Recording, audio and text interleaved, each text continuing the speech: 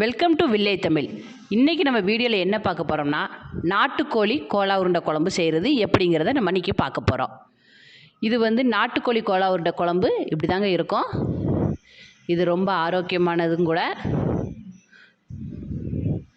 செய்கிறதும் கொஞ்சம் சுலபமானது, டேஸ்ட்டும் ரொம்ப நல்லாயிருக்கும்.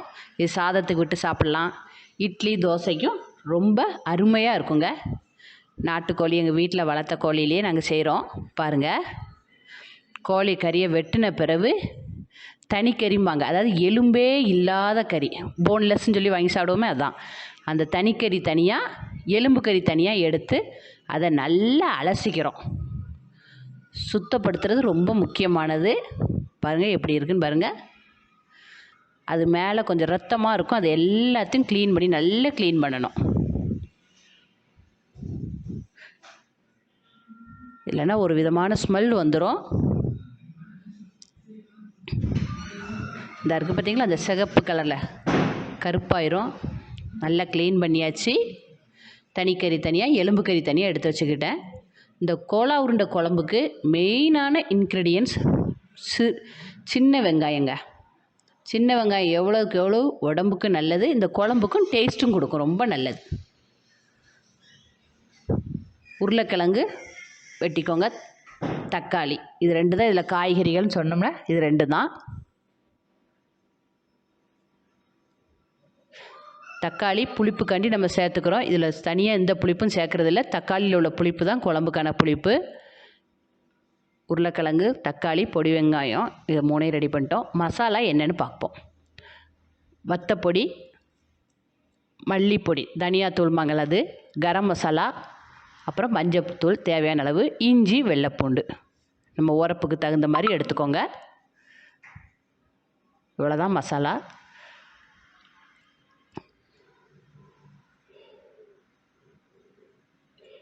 இது எல்லாமே நம்ம தேவைக்கு தகுந்த மாதிரியே எடுத்துக்கோங்க.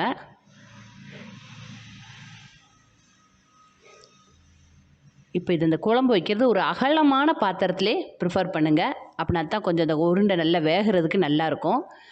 எண்ணெய் இது நல்லெண்ணெய் ஊற்றினாலும் சரி, கடலெண்ணெய் ஊற்றினாலும் சரி, உங்களுடைய தேவைக்கு ஏற்ற மாதிரி. எண்ணெய் நல்லா காஞ்சிட்டான்னு பாருங்கள். காஞ்ச உடனே இந்த மசாலாத்தூள் ஒன்று ஒன்றா, வத்தப்பொடி முதல்ல போடுதோம், மல்லித்தூள் எல்லாம் கொஞ்சம் கொஞ்சம் மிச்சம் வச்சுக்கோங்க. அது கோலா உருண்டைக்கு யூஸ் ஆகும். கரம் மசாலா கொஞ்சம், மஞ்சத்தூள். இதை நல்ல எண்ணெயில் வதக்கிக்கிறோம். அந்த பச்சை வாடை போகிறதுக்காண்டி நல்லா வதக்கிக்கிறோம். ஒரு 5 நிமிஷம் வதக்கிக்கோங்க. வதக்கின பிறகு நம்ம எலும்பு கறியை மட்டும் தனியாக எடுத்து சுத்தம் பண்ணி வச்சுருக்கோமே, அந்த எலும்பு கறியை இதில் போடுறோம்.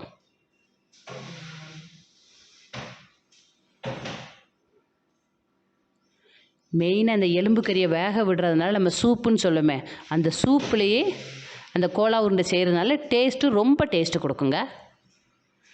எலும்பு எப்படி க்ளீன் பண்ணி வச்சுருக்கேன்னு பாருங்கள்.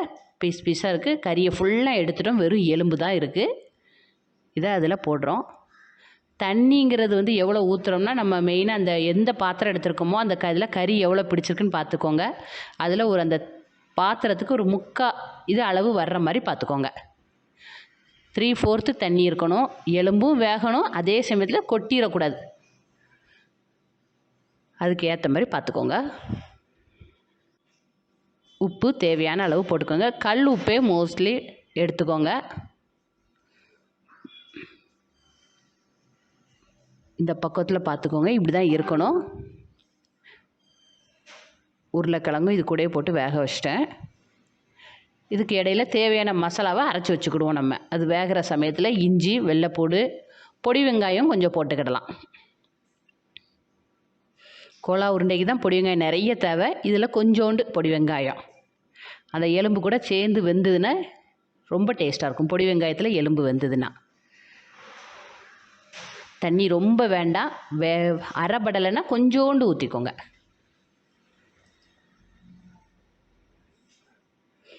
இந்த பக்கத்துக்கு வந்தது போதும். இஞ்சி பூண்டு பேஸ்ட்டுன்னு உண்டுல, அந்த பக்கத்துக்கு வச்சுக்கோங்க.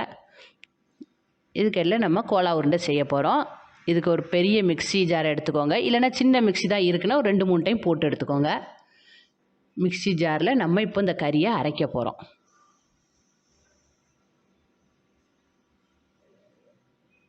நல்லா மையாக அரைச்சிக்கிடணும். எலும்பு எதுவும் இல்லாமல் பார்த்துக்கோங்க, இல்லைன்னா மிக்ஸி ஜார் வேஸ்ட்டாக போயிடும். நல்லா மையாக அரைச்சி பக்குவத்தை பார்த்துக்கோங்க எப்படி இருக்குன்னு. எப்படி வந்துருக்கு பார்த்தீங்களா? நீங்கள் செய்யும்போது இந்த பக்குவத்தை பார்த்துக்கோங்க. இது குவான்டிட்டி ஒரு 1/2 கிலோ இருக்குன்னா பொடி வெங்காயம் ஒரு 1 கிலோ போல் எடுத்துக்கிடலாம். பொடி வெங்காயத்தை பொறுத்த வரைக்கும் நீங்கள் எவ்வளோ எடுத்தாலும் அரைச்ச உடனே குறைஞ்சி போயிடும். பொடி வெங்காயத்தையும் நல்லா அரைச்சிக்கோங்க. இன்னொரு முக்கியமான விஷயம் என்னென்னா, இதில் தண்ணி ஒரு சொட்டு கூட சேர்த்துடக்கூடாது. குழம்பும் நல்லா கொதிச்சுட்டு பாருங்கள், எலும்பு ஒரு 1/2 வேக்காடு கிட்ட வெந்துருச்சு. வெங்காயத்தையும் அரைச்சாச்சு. இதையும் அது கூட சேர்த்து போட்டுருங்க, சிக்கன் கூட.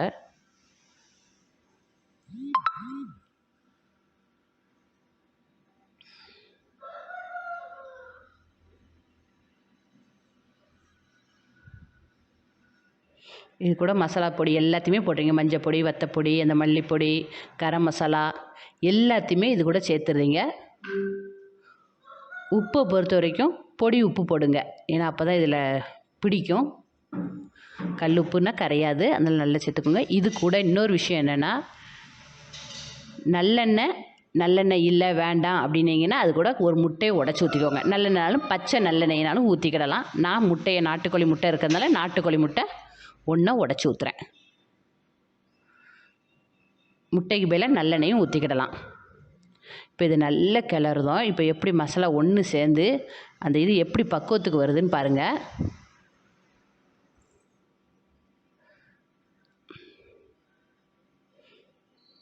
இது உங்களுக்கு காட்டணுங்கிறக்காண்டி நான் தட்டில் போட்டு நல்ல தெளிவாக தெரியணுங்காண்டி வரவுறேன்.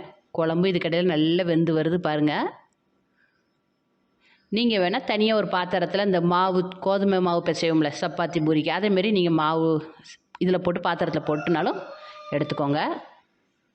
இதோட பக்குவமும் கடைசி பார்த்திங்கன்னா, இந்த சப்பாத்தி மாவு பிசைனா எப்படி கையில் ஒட்டாதோ அதேமாரி பக்குவத்துக்கு வரும். அந்த பார்த்திங்களா, என் கையில் ஒரு சொட்டு ஒட்டலை. அதுதான் சரியான பக்குவம்னு நம்ம தெரிஞ்சுக்கிடலாம். தண்ணி கலந்துடக்கூடாது, ஒரு சொட்டு கூட சேராத அளவுக்கு பார்த்துக்கணும். இந்த சைஸுக்கு உருண்டையாக உருட்டி வச்சுக்கோங்க. உருண்டையை ஃபுல்லாக இதேமாரி நான் உருட்டி வச்சுக்கிட்டேன் பார்த்துக்கோங்க.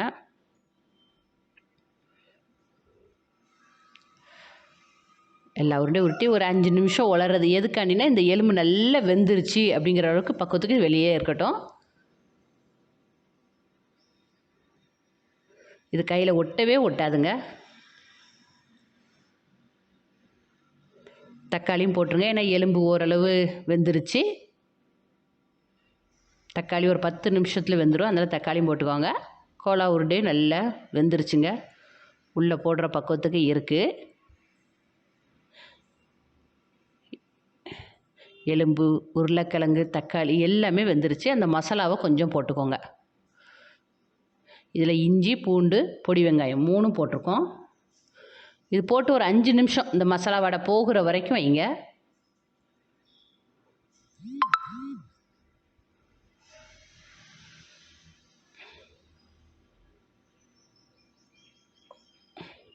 தண்ணி தேவைப்பட்டால் ஊற்றுனா போதும். நான் கொஞ்சம் தண்ணியாக இருக்கட்டுமேங்கிறதுக்காண்டி ஊற்றிருக்கேன். இல்லை கொஞ்சம் கட்டியாக இருந்தாலும் நல்லா தான் இருக்கும். எல்லாமே நல்லா வெந்துருச்சு பாருங்கள், உங்களுக்கே இந்த பக்குவம் தெரியும். இந்த குழம்பே வெறுமனையாக சாப்பிட்டு பாருங்கள், இதுவே ஒரு டேஸ்ட் ரொம்ப நல்லாயிருக்கும். இது கூட இப்போ கோலா உருண்டையை நம்ம ஒன்று ஒன்றா போடுறோம். மெயினாக அடுப்பை சிம்மில் வச்சுக்கிடணும். கரண்டியை யூஸ் பண்ணவே கூடாது இனிமேல். கோலா உருண்டை வேகிற வரைக்கும் நம்ம யூஸ் பண்ணக்கூடாது. இது நல்லா நம்ம அரைச்சிக்கிறதுனால இது வேகிறதுக்கு ஒரு 5 நிமிஷத்துலேருந்து 10 நிமிஷம் தான் ஆகும், ரொம்ப டைம் எடுக்காது. சிம்மில் வச்சுட்டு எல்லா உருண்டையும் 1 பை 1 போடுங்க.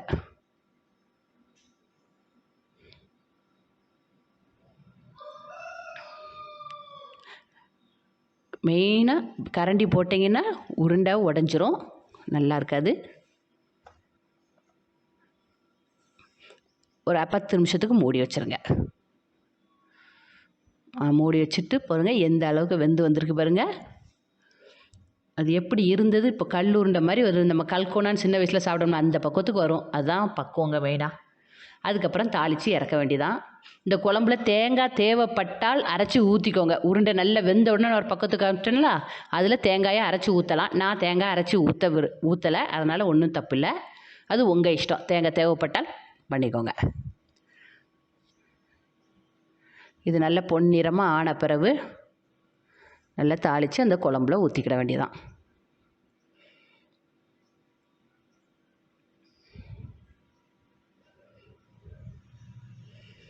இது நாட்டுக்கோழியில் செய்கிறதுனால ரொம்ப டேஸ்ட் இருக்குங்க.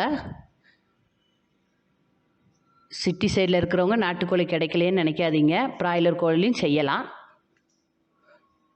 நல்லாயிருக்கும். பார்த்தீங்களா, இந்த பக்குவத்துக்கு வந்துருங்க. உருண்டை ஒன்று ஒன்று நம்ம கரண்டிட்டு கூட உடைக்க முடியாத அளவுக்கு அப்படி இருக்கும். இந்த வீடியோ பிடிச்சிருக்குன்னு நினைக்கிறேன். மறக்காமல் லைக் பண்ணுங்கள். உங்கள் ஃப்ரெண்ட்ஸுக்கு இது எப்படி பண்ணணுங்கிறத ஷேர் பண்ணுங்கள். எங்கள் சேனலை இதுவரைக்கும் சப்ஸ்கிரைப் பண்ணாதவங்க உடனே போய் சப்ஸ்கிரைப் பண்ணுங்கள். நான் போடுற வீடியோவோட இது உங்களுக்கு நோட்டிஃபிகேஷன் வேணும்னா பெல் ஐக்கானை மறக்காமல் கிளிக் பண்ணுங்கள். உங்கள் வீட்லேயும் ட்ரை பண்ணி பாருங்கள். நாட்டுக்கோழி கோலா உருண்டை ரொம்ப அருமையாக இருக்கும். நன்றி, வணக்கம்.